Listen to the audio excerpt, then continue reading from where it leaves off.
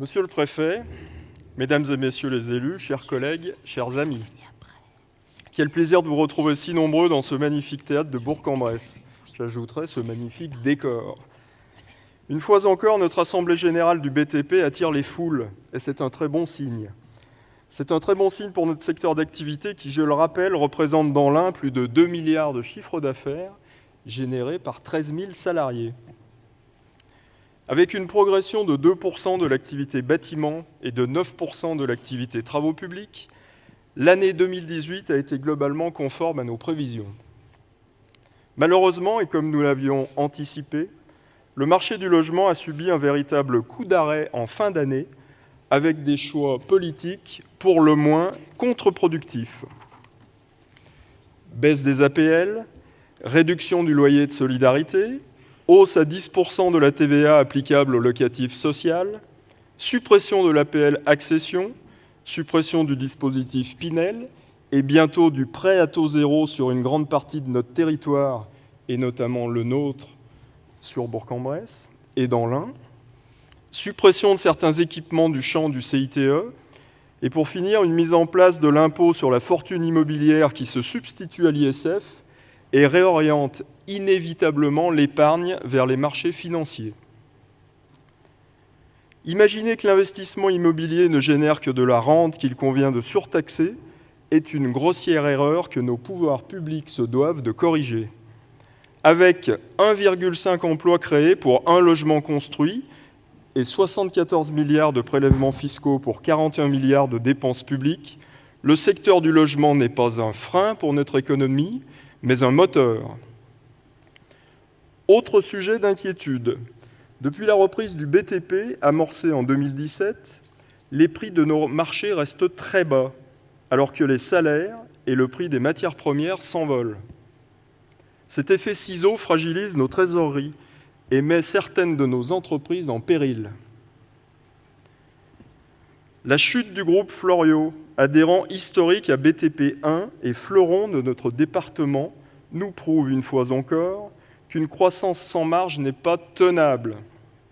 J'en profite d'ailleurs pour saluer l'équipe de repreneurs présents dans cette salle et leur renouveler mon soutien au nom de toute la fédération. Attachés à leur territoire et partageant nos valeurs, je suis certain qu'ils rebâtiront ensemble une entreprise pérenne. Alors on ne voit pas grand-chose, mais je pense que David et Patrice doivent être dans le secteur. Voilà, les voilà, je vois faire. Félicitations, et tu sais, David, que ton siège est toujours prêt, est toujours présent à la Fédé, et au bureau, et au conseil d'administration. Donc je compte sur toi la prochaine fois. L'année 2019 devrait rester stable en volume, encore portée par la rénovation et le non-résidentiel. Mais le climat extrêmement tendu de ces derniers mois révèle une fracture sociale et territoriale inquiétante. Certaines de nos villes moyennes et leurs périphéries, qui représentent plus de 50% de la population française, souffrent et doivent se réinventer. Perte d'habitants dans les centres-villes, logements vacants devenus parfois obsolètes, crise du commerce de proximité, problèmes de stationnement, problèmes de transport, fiscalité parfois dissuasive, avec la mise en place du programme Action Cœur de Ville, accompagné dernièrement par l'amendement de Normandie Ancien, les pouvoirs publics ont décidé d'agir pour ces territoires. Et nous avons la chance, dans notre département, d'avoir 3 villes concernées par ce plan: Ambérieu-en-Bugey, Bourg-en-Bresse et Oyonnax. En débloquant certains dossiers et en permettant l'émergence de nouveaux projets, je suis certain que ce dispositif sera l'un des relais de croissance que nous attendons tous.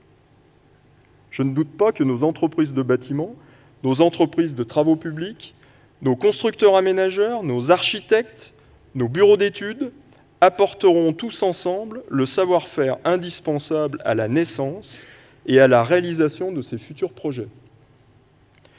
Réinvestir nos cœurs de ville, c'est précisément le sujet que nous avons retenu pour notre table ronde, qui mettra nos maires à l'honneur et sera, comme l'an passé, animée par notre désormais fidèle journaliste Marilyn Genevrier. Nous accueillerons ensuite notre conférencier, M. Christian Monjou, enseignant-chercheur à Oxford puis professeur en classe préparatoire, où il croisa un certain Emmanuel M., Il nous proposera une conférence sur le thème « Leadership et art d'innover ». Et comme la convivialité est une valeur forte du BTP, nous poursuivrons cette assemblée générale par notre traditionnel cocktail organisé par la Marelle.